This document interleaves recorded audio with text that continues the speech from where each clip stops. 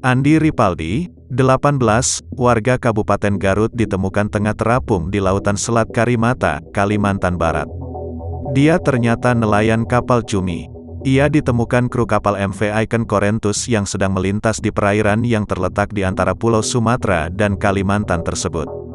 Waktu itu pukul 11 siang, saya kan kerjanya di mesin, tiba-tiba pengen keluar, pas keluar ada suara minta tolong.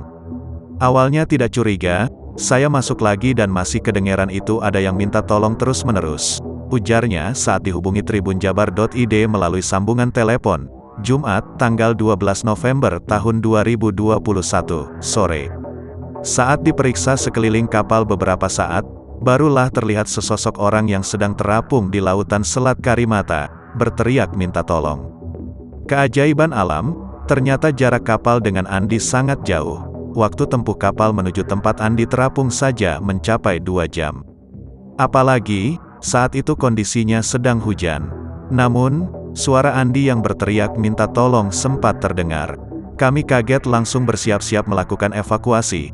Jaraknya cukup jauh membuat evakuasi lama ada sekitar 2 jam, ucapnya.